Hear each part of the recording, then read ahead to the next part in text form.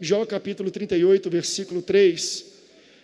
Queridos, eu vou ler uma versão mais simples de leitura, a NVI, você vai ver que diferencia do telão, mas é proposital, ok? Depois eu vou voltar para a versão, porque essa primeira leitura, eu quero que tenha uma linguagem mais simples para você entender o diálogo que está acontecendo entre Deus e Jó, ok? Aqui, no capítulo 38, versículo 3, Deus está ouvindo há muito tempo Jó reclamando e questionando a Deus. Depois que Jó acaba de questionar a Deus, Deus fala assim, chegou a minha vez agora. Aí no versículo 3, olha o que o Senhor fala, prepare-se, cinge os teus lombos como homem. Deus está falando, fica em pé, postura de homem, que agora tu vai me ouvir. Depois de Jó questionar a Deus há muito tempo, olha o que Deus fala. Onde você estava quando eu lancei os alicerces da terra? Responda-me, se é que você sabe tanto. Quem marcou os limites e as suas dimensões, talvez você saiba. E quem estendeu sobre ela a linha de medir? E os fundamentos sobre qual foram postos? E quem colocou a sua pedra de esquina, enquanto as estrelas matutinas juntas cantavam e todos os anjos se regozijavam? Quem represou o mar pondo-lhe portas, quando ele irrompeu do ventre materno? Quando o vesti de nuvens e de densas trevas o envolvi? Quando fixei os seus limites e coloquei portas e barreiras? Quando lhe disse, até aqui pode vir, além deste ponto, não, aqui faço parar as suas ondas orgulhosas. Você já deu ordens para amanhã e mostrou ao alvorada o seu lugar, para que ela apanhasse a terra pelas pontas e sacudisse dela os ímpios. A terra toma forma com barro sob o sinete, e tudo que nela se vê como uma veste, aos ímpios é negada a sua luz, e quebra-se o seu braço levantado. Você já foi até as nascentes do mar, Jó, ou já passeou pelas obscuras profundezas do abismo? As portas da morte foram mostradas a você? Você já viu as portas densas das trevas? Você já fez ideia quão imensas são as áreas da terra? Fale-me, se é que pode saber. Eu não vou acabar esse versículo não, esse capítulo não. Do capítulo 38 até o capítulo 42, Jó escuta de Deus. Deus vem escutando as reclamações e questionamentos de Jó, e quando Jó termina, Deus fala, terminou? Agora chegou a minha vez. Olha o que Deus descarrega, são quase 4 capítulos completos, com centenas de questionamentos e perguntas de Deus para Jó. Imagina, uma descarga elétrica de pergunta de Deus assim? Onde é que tu estava quando eu fundei o mundo? Onde é que tu estava quando eu botei a pedra angular na terra e segurei-a pela gravidade? Onde estavas tu, Jó, para me questionar desta maneira? Aí Deus sai perguntando, capítulo 38, capítulo 39, capítulo 40, capítulo 41, quando chega no capítulo 42, Deus termina. Claro que eu não posso usar expressões humanas para querer descrever a Deus, mas Deus desabafa tudo isso em cima de Jó. Eu não sei se Jó já estava mais em pé, porque Jó começou em pé. Deus falou, fique em pé, cinge-te como um homem. Mas quando Deus terminou, eu acho que ele estava enterrado nas profundezas de um poço que ele mesmo cavou e enfiou a cara dele. Aí no capítulo 42, Jó começa a sua resposta para Deus. Coloca para mim, versículo 1. Então respondeu Jó ao Senhor. Olha a resposta dele, pode ir passando. Bem sei eu que tudo podes, e que nenhum dos teus propósitos pode ser impedido. Quem é este que sem conhecimento encobre o conselho? Por isso relatei o que não entendia, coisas que para mim eram inescrutáveis e que eu não entendia. Escuta-me, pois, e eu falarei, e te perguntarei e tu me ensinarás. Com o ouvir dos meus ouvidos ouvi, mas agora te veem os meus olhos. Se você ama a palavra de Deus, diga eu amo a Bíblia. Jó está tentando responder as perguntas que Deus faz, mas você percebe que ele não consegue. Até porque quando Deus faz uma pergunta, ele não busca receber uma informação. Quando Deus pergunta algo, ele quer dar uma informação. Ele não precisa ter o conhecimento humano. Toda vez que Deus pergunta algo para um homem, não é porque ele quer buscar uma resposta para talvez ele falar, é isso mesmo. Não, não. Quando Deus te pergunta algo, é para você prestar atenção para a pergunta, porque as perguntas de Deus já são respostas. Você lembra quando Moisés estava com o povo no meio do deserto, e Moisés começa a reclamar de Deus por causa da pressão do povo, dizendo, o povo está com fome, o povo quer carne. Aí Deus falou, eu vou entregar carne para eles, mas não é carne para um dia, para um almoço não, é para uma semana inteira. A Bíblia fala, e Deus diz assim para Moisés, eu vou dar tanta carne que eles vão comer, e vai sair carne pelo nariz. E você dizia que Deus não tem senso de humor. Moisés, como fala minha esposa, dá uma de louco. Ele fala, será mesmo que no meio desse deserto, tu irás trazer todos os rebanhos do mundo, tu irás pescar todos os peixes e trazer aqui? Ele dá uma de brincadeira com Deus, ele questiona e duvida de forma irônica. Aí Deus faz uma pergunta para ele fala assim, por acaso, Moisés, o meu braço se encurtou? Ele não quer esperar e ouvir a resposta de Moisés, porque isso não é uma pergunta para ter resposta. O que Deus está falando é, assim como eu te tirei do Egito, assim como eu te sustentei, assim como eu abri o mar vermelho, assim como eu enviei as 10 pragas, assim como vocês estão vivos, o mesmo braço que fez isso é o que vai trazer carne e alimento para vocês. Por acaso meu braço se encurtou? Então quando Deus pergunta, Ele não quer saber algo não, Ele quer informar algo para você. No capítulo 38, você percebeu a fala? Capítulo 38, versículo 8. Ele pergunta assim para Jó, Jó, quem foi que colocou portas para limitar o mar? Quando as ondas vêm, por que elas não inundem a terra, não lavam, não matam vocês afogados? Porque quem foi que colocou um limite, uma porta, onde ela chega e ela sabe que ela tem que parar e voltar? Quem foi? Existem portas invisíveis na nossa vida que Deus que rege. Já era para você estar morto, afogado, um acidente, uma doença, mas Deus colocou portas invisíveis, limitando. Talvez no mundo, na ciência, eles podem até falar que isso é algum tipo de lei de gravidade, mas Deus não usa a nomenclatura da ciência para explicar o que acontece no universo. Talvez isso aqui seja a lei da gravidade. Deus não chama de lei de gravidade, Deus chama de porta. Eu coloquei uma porta e eu digo, para aqui o mar, e o mar para. Sol levanta, lua desce, eu controlo todas as coisas com as portas invisíveis. Você não vê, mas elas existem. É o tema da minha mensagem, portas invisíveis. Diga, porta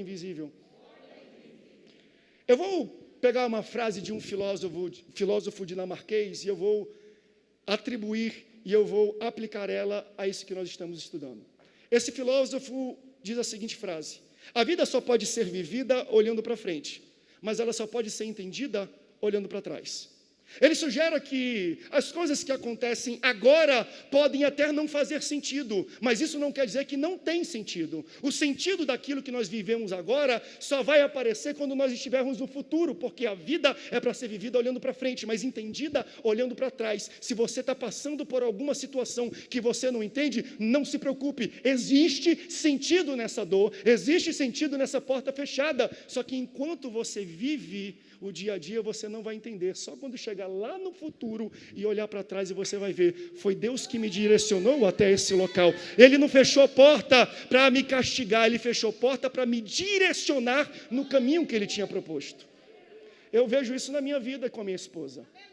Nós, antes de vir para cá, moramos 16 anos no Rio, casado com ela 10. Nós tínhamos um bom apartamento, bem localizado, uma boa área, bem ampla. A gente falou assim, vai ser fácil a gente vender esse apartamento. 6 anos antes da gente vir para São José dos Campos, o nosso intuito era ir para uma casa em um condomínio, por quê? Melhor segurança, melhor qualidade de vida, e ela começou a ficar grávida do segundo filho. Falei, precisamos de um lugar mais amplo, com qualidade de vida e melhor.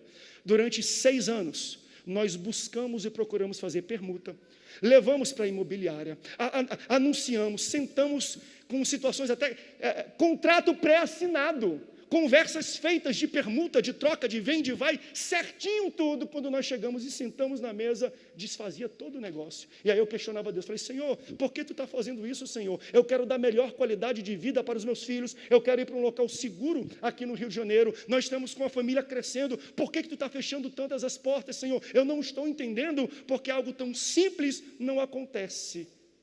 Enquanto a gente vive, a gente questiona Deus, porque a gente não entende como Deus está trabalhando na nossa vida. Deus não estava me parando, não estava me castigando, Deus estava me direcionando.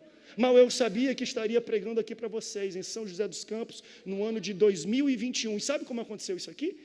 quando apareceu a possibilidade de virmos para cá, a minha mulher falou, se for de Deus mesmo, a gente vende esse apartamento. Pega essa, Deus.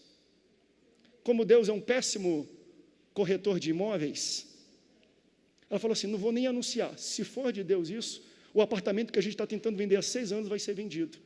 Aí um certo dia, uma semana depois, mais ou menos disso, a vizinha de baixo sobe, sem saber de nada, vai conversar com a Nayane e falou, que apartamento bonito.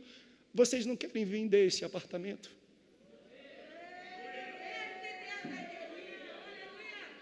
Quero. Meu marido pode subir? Pode. Ligou, o marido subiu. Posso mandar alguém para avaliar aqui, para a gente ter? Pode. No outro dia, alguém veio avaliar, e ele veio com a proposta e colocou na minha mão. Eu pago isso. Aí eu comecei já a visitar aqui. Aí quando eu cheguei, eu vi a casa dos sonhos, só que era muito cara. Falei, não, se Deus fez aquilo, Deus vai fazer mais. A gente escolheu a casa dos sonhos nossos aqui em São José dos Campos. E eu peguei o mesmo valor do apartamento, a mesma forma de pagamento, falei assim, ó, se tu quiser vender, eu pago dessa forma, dessa maneira e desse valor. O dono da casa falou assim, ó, negócio fechado. Irmãos, eu entrei na casa dos meus sonhos, da minha família, dando uma entrada de R$35 mil, sem financiamento, sem banco envolvido, só botando na mão dele um monte de cheque, que não sei nem, que ele me olhava, será que tem fundo nesse negócio? E Deus colocou a chave na minha mão, porque quando Deus fecha uma porta, é porque existe uma porta mais excelente na frente para Ele abrir para mim e para a sua vida. É por isso que a gente não entende o processo de Deus e reclama, porque nós não estamos vendo o que Deus está vendo. Posso aplicar isso na vida de José? José foi jogado no poço, depois foi levado para a prisão, para chegar no palácio. A porta de entrada dele no palácio não foi um príncipe, não foi um rei, não foi um casamento com a filha de Faraó, foi o poço que levou para a prisão. E da prisão ele foi para o palácio. Quando nós entendemos as portas que Deus abre, como é que você vai pensar que para entrar em um palácio, você primeiro tem que ir para o poço e depois para a prisão? Quando ele chega no palácio, aí ele olha para trás, a sua família se aproxima e está meio chorosa, meio sem graça, ele fala, não se preocupem, agora eu percebo que Deus estava manuseando a minha vida, o seu coração endurecido para me jogar no poço, porque a porta de entrada para o palácio não era de outra maneira, a não ser rejeitado por vocês, jogado no poço, ser levado por uma caravana, ser caluniado pela mulher de Potifar, ser jogado na prisão, conhecer o padeiro, conhecer o copeiro do rei, e aí chegar até onde o rei estava. Deus vai fechando algumas portas, e no meio do processo a gente reclama, a gente não entende o que Deus está fazendo, mas a porta que Deus tem para a gente é uma porta excelente. Qual foi a porta do palácio? Ele entrou pelo palácio, pela prisão. Ele ficou na prisão do rei, diz a palavra de Deus. A porta de entrada do reinado deste homem e do governo dele foi pela porta dos fundos, na prisão. Porque o ticket de Deus às vezes é assim, nem sempre a gente pensa que é da mesma maneira. Deus vai guiando a gente de maneiras diferentes. Existem portas invisíveis, e para a gente entender essas portas, nós temos que ter uma perspectiva, e é o que eu chamo de conceito de perspectiva. Tem a ver com um ponto de vista. Como assim, pastor? Entenda, essa frase me acompanha nesse raciocínio. Onde você senta, determina o que você vê. O que você vê, determina o que você faz. E o que você faz... onde você senta, determina o que você vê. E o que você vê, determina o que você faz. Tem coisas que você vê, que eu não vejo. E não quer dizer que não existe essa coisa, quer dizer que nós estamos sentados em lugares separados. Porque você senta em um local e você vê algo, e porque você vê algo, isso determina o que você faz. Nós fazemos coisas separadas porque enxergamos diferente, porque estamos sentados em lugares diferentes. Pessoas olham para os crentes e não entendem. Por que no meio de uma incerteza e de uma crise, nós continuamos louvando ao Senhor, felizes e alegres? Aqui no nosso meio, deixa eu falar para você, tem gente que perdeu filho, tem gente que perdeu pai.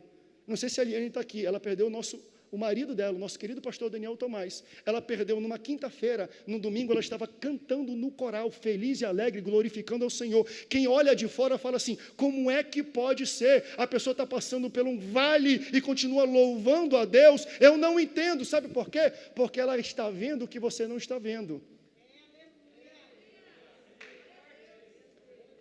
Porque ela está sentada onde você não está sentado.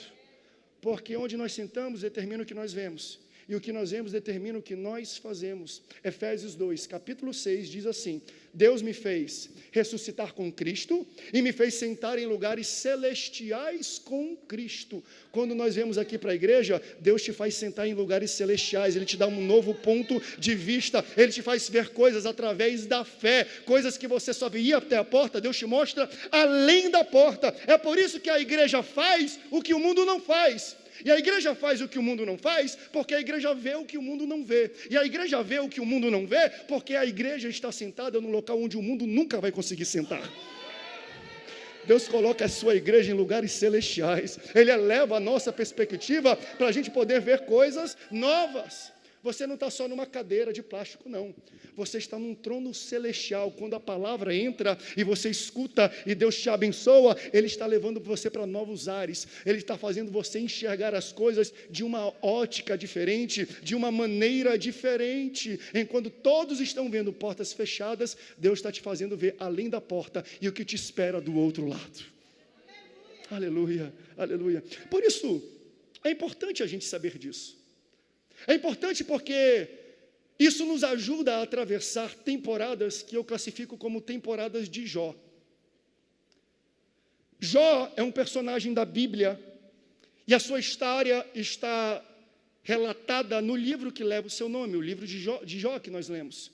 Mas o interessante é que o livro de Jó está classificado e colocado na Bíblia numa seção da Bíblia muito interessante. A Bíblia, até para facilidade de estudo, ela é separada em seções, livros históricos, profetas maiores, profetas menores, poesia. Jó está classificado e colocado na seção de livros de sabedoria.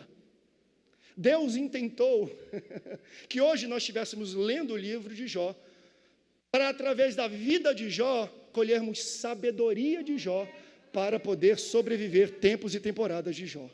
Quando Deus escreveu isso, Ele, vão ler lá em 2021 a história de Jó, e através da vida dele, eles vão ter sabedoria para lidar as temporadas de Jó.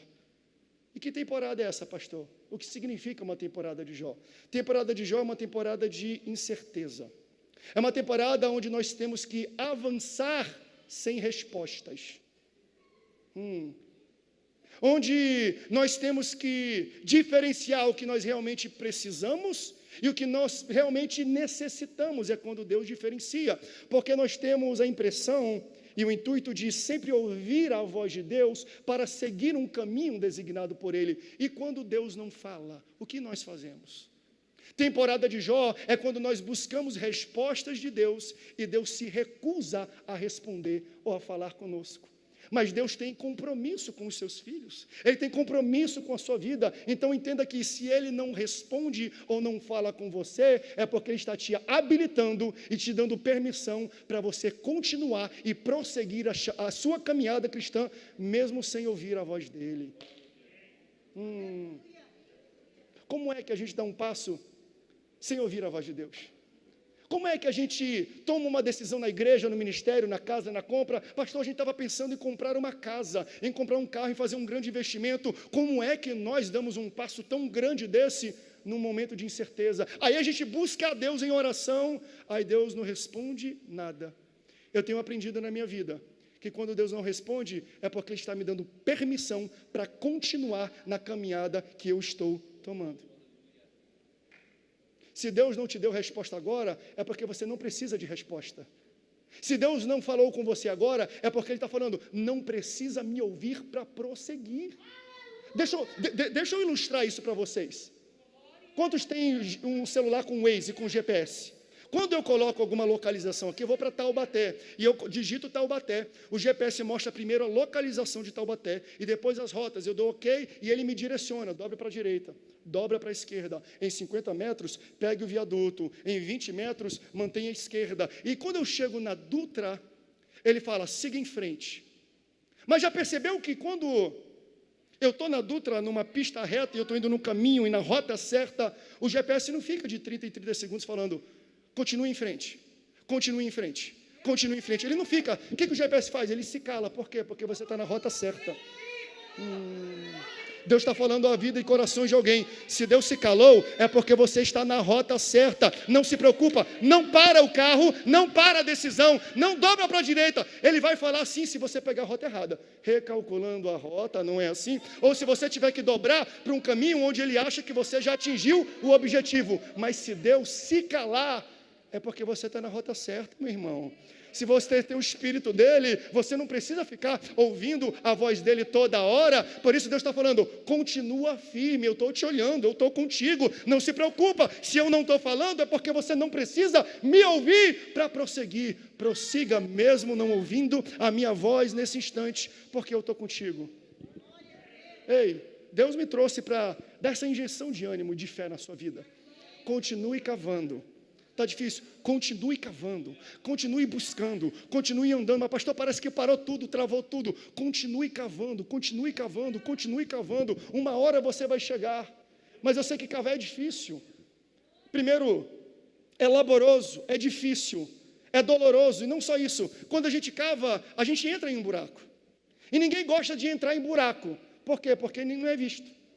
É muito melhor construir altar e está em cima de um altar onde todos nos enxergam, do que cavar poço, porque quando a gente cava poço, a gente entra dentro de um buraco e ninguém vê a gente na horizontal. Mas não se preocupe, porque quem realmente precisa te ver, não te olha na horizontal.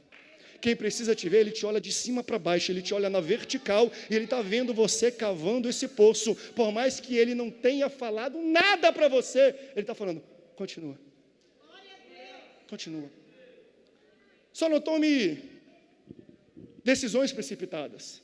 Não tente andar na frente do GPS, que às vezes também esse é o problema. A gente não escuta a ordem e a voz de Deus e a gente tenta fazer as nossas próprias rotas. O Sena está aqui, eu visitei a casa dele com a esposa, nos receberam muito bem, um membro da nossa igreja. Ele me fez a seguinte pergunta, pastor André, um mapa é o território? Aí eu pensei que fosse uma pegadinha dele, que ele é uma pessoa muito bem-humorada. Aí eu falo de novo, o mapa é o território? Aí eu falei, não, é uma representação. Ele, correto. O mapa a gente vê de cima.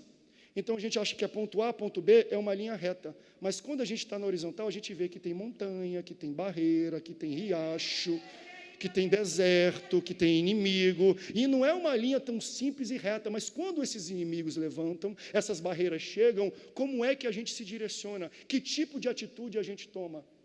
E eu vou exemplificar para você. Deus chega para Abraão e fala, Abraão, da tua semente eu vou levantar uma grande nação. E Deus mostrou, olha para as estrelas do céu. Eu nem vou entrar nisso, porque se você ver na sua Bíblia, quando Deus fala assim, sai da tua tenda e olha as estrelas do céu. Na verdade ele fala assim, ó, farei de ti uma grande nação. Aí ele faz ele olha, sai da tenda, olha para as estrelas do céu, e ele olha, conta essas estrelas se é que as pode. Depois dele ver tudo, ele fala assim, faz um sacrifício assim, assim, assim, assado. Ele faz o sacrifício. Depois do final do sacrifício, pega a sua Bíblia e vê, e leia. Está escrito assim, então o sol se pôs. O sol se pôs depois do sacrifício que ele fez, que leva tempo. Ou seja, quando Deus chamou Abraão para olhar para as estrelas do céu, era de dia. É por isso que ele é o pai da fé, porque eu não preciso ver que tem muitas estrelas para poder acreditar. Mas mesmo sendo o pai da fé, ele foi à frente do GPS. Por quê? Deus disse que ele seria uma grande nação. Quando ele viu, ele era idoso, a sua esposa era estéril. Nunca vai acontecer. Mas Deus disse, Deus mostrou no mapa, mas no percurso é um pouco diferente, né? É um pouco difícil da gente entender as tomadas de decisão e qual porta Deus está abrindo. Aí a esposa dele, Sara, chega e fala assim, ó, você tem promessa, você precisa ter filhos. Durma com a concubina Agar, durma com ela e tenha um filho com ela, para que Deus cumpra a promessa. Só que o caminho de Deus não era esse. E ele tem um filho com essa moça, chamado Ismael. Nesse contexto, Ismael é o fruto da precipitação do homem. Ele teve muita dor de cabeça.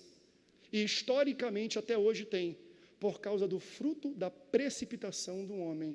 Ele deixou de atingir o objetivo de Deus? Não, mas trouxe muita dor de cabeça e atrasou muito o propósito de Deus, porque ele quis andar na frente do GPS. Não ande à frente de Deus. Se Deus está calado e você está numa reta, continue nessa rota, não desvie nem para a direita, não desvie nem para a esquerda, porque Deus está contigo. Então, é difícil a gente enfrentar tempos assim de incerteza. Abraão enfrentou, Jó enfrentou, E nós estamos enfrentando. Nós estamos vivendo um tempo, uma temporada de Jó. E nós temos que ter a perspectiva certa para nos ajudar a administrar nesse tempo.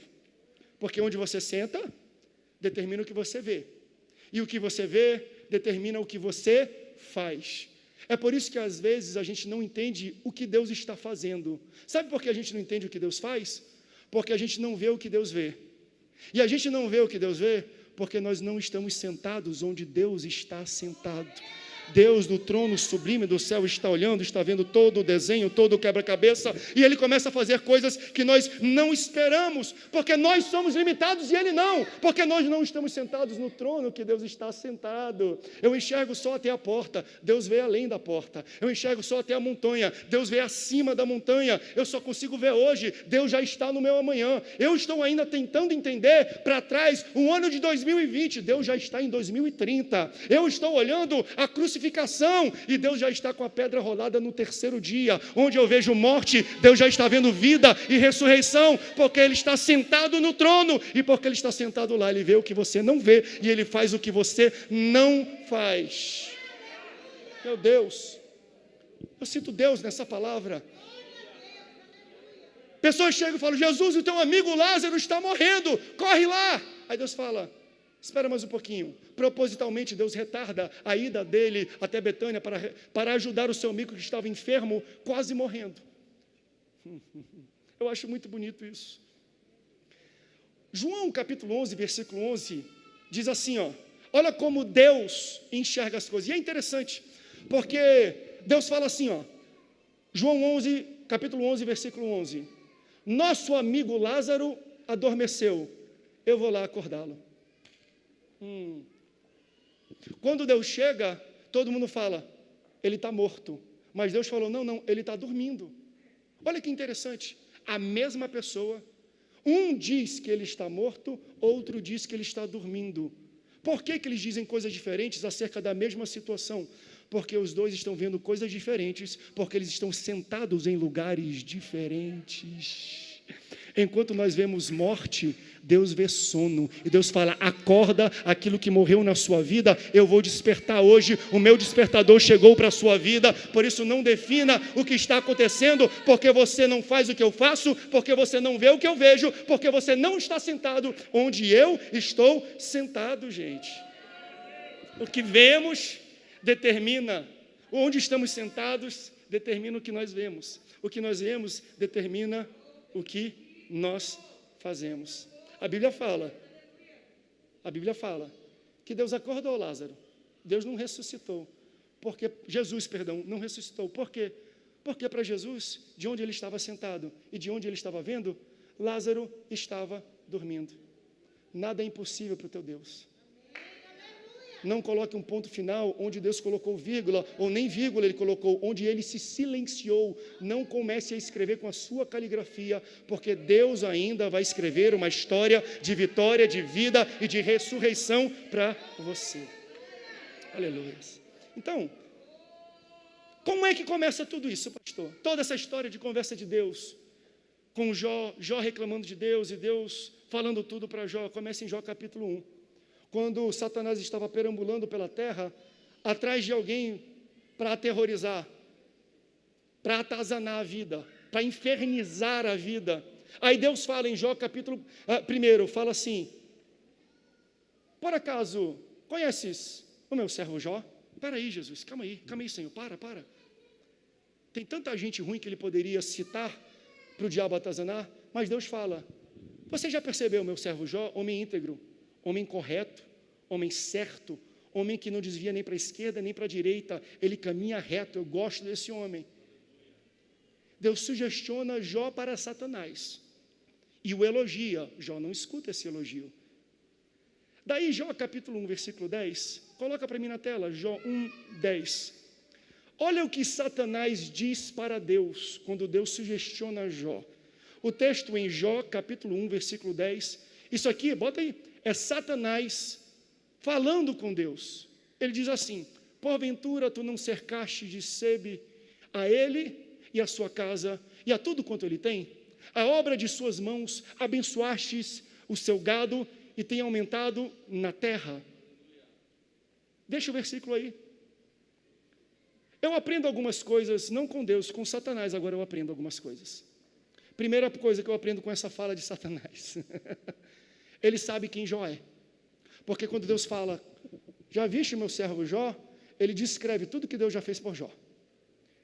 O Satanás sabe quem você é. E Satanás sabe o que Deus fez pela sua vida. Talvez nem você saiba, mas ele sabe. Mas a segunda lição que eu aprendo aqui, e é fantástica, é que ele fala assim, ó, por acaso não cercastes eles de sebe, em outras versões fala, por acaso não cercaste eles com portas, e não abençoa a sua casa e tudo quanto ele tem? Olha que interessante, o diabo não apenas sabe quem você é, mas sabe que Deus te cercou com portas. Agora, como é que ele sabe que Deus te cercou?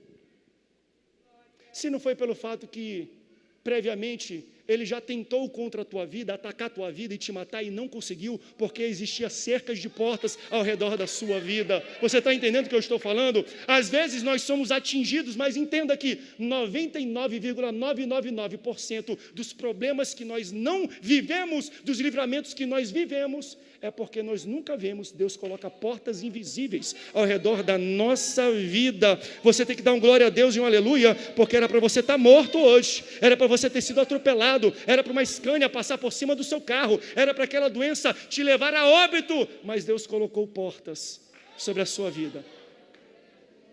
O diabo tentou fazer antes na tua casa, mas não conseguiu, porque Deus te salvou. Agora, vai além. Deus não coloca apenas portas na vida dele, porque diz aqui, porventura não cercaste de sebe e a ele e a sua casa. Olha que interessante. A sua casa é abençoada e protegida por causa da sua porta e da sua cerca. Os seus filhos, os seus pais são abençoados e protegidos por causa da cerca que Deus colocou, por causa da sua fé e do seu compromisso com Deus. Sabe aquele pai, aquele irmão, aquele tio que não gosta de igreja, que reclama que você é crente, que fala mal de pastor, que fala mal de Deus, que fala mal de igreja? Pois é, ele se beneficia do seu compromisso com Deus. Ele é protegido e abençoado, mesmo sendo contrário à sua fé. A sua fé traz proteção para ele, mesmo ele não merecendo.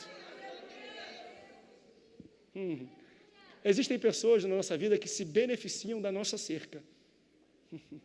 Tem pessoas na nossa vida que reclamam da nossa fé, mas eles só estão em pé e vivos por causa da nossa fé e do nosso compromisso com Deus. Pare de reclamar das coisas que atingem a tua casa, porque o que te atinge é 0,00001. Deus te livra da grande maioria dos problemas que Satanás intenta contra a tua vida. Quando Satanás foi querer te atacar, ele viu que existia uma cerca ao redor de você, ao redor da sua família e ao redor da sua casa. Aleluias. Existem portas invisíveis te cercando, te protegendo hoje. Acho interessante que Deus permite, então, que Satanás toque. Deus fala, eu vou tirar um pouco dessa porta, vou abrir um pouquinho, toca na vida de Jó. E eles têm uma conversa, ele fala, se eu tocar nele, eu tenho certeza que ele vai blasfemar contra ti. Ele vai te negar na tua face. Deixa eu mexer e tirar as coisas que ele tem. E Deus permite. Deus abre um pouquinho essa porta. Aí Jó perde filhos. Enquanto ele está recebendo a notícia que os seus filhos morreram, alguém já chega e fala que toda a casa dele, todos os seus bens, todas as suas posses também foram perdidas, no mesmo momento. Ele perde tudo. Ele perde saúde, ele perde família, ele perde qualidade de vida. A mulher dele chega e fala, Jó, amaldiçoa o teu Deus, porque certamente tu vai morrer. E eu não falo mal da mulher de Jó, porque quem passa por situações assim, fala coisas que não pensam. Quando a gente está no calor do momento, nós temos a tendência de dizer coisas que de fato nós não pensamos antes. Amaldiçoa o teu Deus, tu vai morrer, olha o que está acontecendo na sua vida. E geralmente a gente acaba a ilustração sobre a vida de Jó, aqui nesse capítulo 1, que a gente fala que Deus faz isso, e a gente já pula para o 42, quando Deus abençoa ele, ele percebe, diz, os meus ouvidos te ouviram, agora eu te vejo, então eu vou multiplicar, e eu vou restituir tudo aquilo que você perdeu. A gente sempre pula para lá, mas calma, ainda tem mais. Satanás vem no capítulo 1 e ataca Jó, mata filhos, tira todas as posses, e toca na saúde dele. Só que no capítulo 2, Satanás volta de novo a atacá-lo. E eu me pergunto, por que Satanás, que já arrancou tudo que ele tinha, a felicidade, a família, a qualidade de vida, volta no capítulo 2? Será que aquilo que ele realmente estava atrás no capítulo 1, ele não conseguiu atingir, por isso ele está fazendo uma reinvestida para arrancar de Jó aquilo que ele não conseguiu arrancar no capítulo 1? Eu me pergunto. Eu acho que ele se frustra no capítulo 2, porque aquilo que ele queria arrancar de Jó não era a sua família, não eram as suas posses, era o compromisso que Jó tinha com Deus. Tanto que no início ele falou, se eu tocar nas coisas dele, com certeza ele vai amaldiçoar, ele vai negar o seu nome na sua face, ele vai blasfemar contra o teu nome. O que ele estava falando é, vamos fazer uma aposta a Deus, eu vou arrancar as coisas de Jó, e Jó vai se desviar dos teus caminhos, ele vai falar mal de ti, e não vai querer mais se relacionar contigo.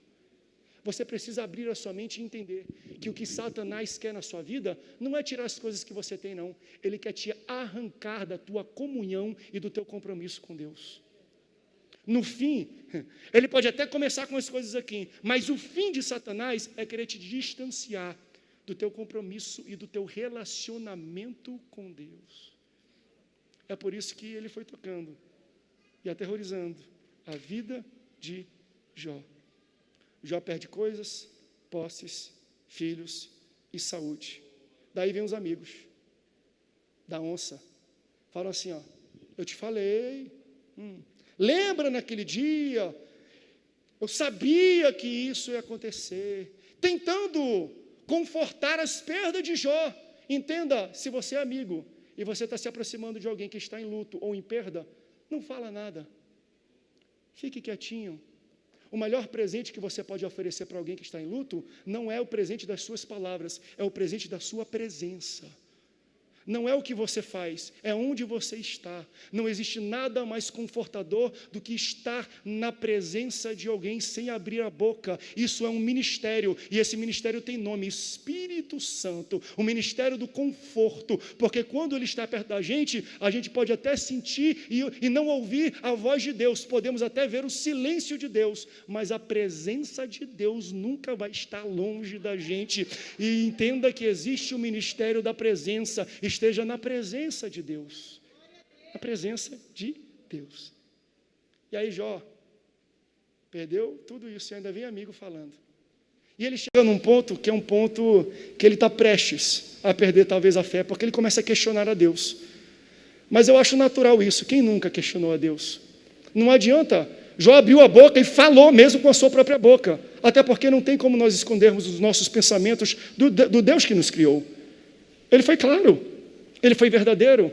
E do capítulo 3 e 4 em diante, até o capítulo 38, Jó passa o livro inteiro que ele recebe o seu nome questionando a Deus. E Deus fica calado. E Deus não responde. E Deus dá o silêncio, mas entrega o presente da sua presença. Do versículo 2, 3, 4, 5, 6, 7, 8. Pode ler depois todo o livro de Jó. Quando chega no capítulo 38, depois de Jó ter dito tudo, Deus fala, acabou, agora é minha vez. E aí vem no texto que nós lemos no capítulo 38. Levanta como homem, agora me escuta. A primeira pergunta que Deus faz para Jó, gente, onde você estava, Jó, quando eu criei a fundação do universo? Onde é que você estava, Jó? Quando eu coloquei a pedra angular que segura tudo isso, onde é que você estava, Jó? E Deus, durante 4 capítulos, capítulo 38, capítulo 39, capítulo 40, capítulo 41, questionando centenas e centenas e centenas de perguntas, não buscando ter informação de Jó, mas buscando passar informação para Jó. Onde você estava, Jó? Onde você estava? O que Deus está falando é, ei, eu controlo tudo. Não é porque eu não abri uma porta que eu não estou com você. Melhor do que uma porta aberta é você ter a presença do Deus que abre as portas. Aleluia. Deus, quando pergunta tudo isso, não entrega para Jó o que ele quer saber. Jó quer respostas, Jó quer certezas. Mas mesmo num momento de incerteza, quando Deus fala 4 capítulos com Jó, Deus não dá certeza para Jó sobre as coisas. Deus não fala das coisas que Jó perdeu, Deus fala sobre si próprio. Deus não dá certeza para Jó das coisas, Deus dá certeza para Jó sobre si próprio. Jó, eu não sei quantas tuas coisas, mas fui eu que fundei o mundo, fui eu que medi o mundo, fui eu que coloquei a pedra angular, e eu estou contigo, e eu sou o Deus das portas. A porta que eu abro, nenhum homem fecha, que eu fecho, nenhum homem abre. Por isso, Jó, não se preocupe sobre as coisas, se preocupe em ter relacionamento comigo e compromisso comigo. Aí, quando Jó vê tudo aquilo, chega aqui, ó, no versículo que nós lemos, 42, a partir do versículo 2. Bem sei que tudo podes, que nenhum dos seus planos podem ser frustrados. Quem é aquele, como dissestes, que sem conhecimento encobre o conselho? Na verdade, falei do que não entendia, coisas maravilhosas demais para mim, coisas que eu não conhecia. Escuta-me, pois havia dito e falarei. Eu te perguntarei e tu me ensinarás. Eu te conhecia só de ouvir, mas agora os meus olhos te veem. No início, Deus falou assim: esse é meu servo Jó, correto, justo, fiel, não desvia nem para a esquerda nem para a direita. E Jó era esse tipo de homem. Jó entendeu: eu sou certo, eu sou correto, eu não desvio mesmo. Só que Jó, ele cai em si e ele percebe que ele conhecia muito sobre moralidade, mas pouco sobre Deus. Ele conhecia muito sobre ética, mas pouco sobre Deus. Ele conhecia muito sobre religião, mas pouco sobre Deus. É tanto que Deus arranca tudo que ele tem, para ele entender que ele só precisa depender de Deus. E quando ele só depende de Deus, ele percebe: eu era certo, correto, eu era crente, eu ia para a igreja todo dia, mas eu só te conhecia de ouvir falar. Porque tu foi fechando algumas portas e tu foi encaminhando a minha vida por lugares que eu não poderia nem perceber, nem esperaria que acontecesse. Hoje os meus olhos te veem. Talvez você esteja passando por uma temporada de Jó, incerteza. Deus não está falando, eu não escuto nada. Deus está mandando te dizer: continue andando, continue cavando. Às vezes vão ser doloridas essas portas, mas quanto mais Deus fecha a porta, é porque Ele tem algo excelente lá na frente. Depois disso, Deus restitui tudo que Ele tem. Sabe quando a gente chega naquele momento que a gente fala assim: eu vou parar de reclamar de Deus e eu vou começar a louvar a Deus? Sabe por quê? Até a possibilidade de reclamar é um milagre. Eu estou vivo e respirando. Quem está morto não reclama, só que quem reclama é quem está vivo e respirando. Se você está vivo e respirando, é um milagre de Deus na sua vida. Deus permite você viver um milagre, mesmo você reclamando dele. Ele te deu o dom da vida, Ele criou o fundamento do universo, Ele colocou a pedra angular e Ele guia a sua vida. Não deixe que os intempéries da vida, as incertezas, te afastem do seu compromisso e relacionamento com Deus, porque é isso que Satanás quer. Sua família, sua saúde, isso é efeito colateral. Ele está atrás do seu relacionamento com Deus. E quando a gente olha essa perspectiva, Deus nos eleva. Você está entendendo um pouco sobre a mente de Deus, o raciocínio de Deus. É por isso que Deus faz o que Ele faz. É porque Ele vê coisas que você não vê. E Ele vê coisas que você não vê porque Ele está sentado em lugares onde você não está. Confie nos planos e nos projetos, nas portas abertas e nas portas fechadas. E entenda que existem portas invisíveis de Deus para a sua vida. Quantos entenderam essa mensagem? Dê uma glória a Deus onde você está.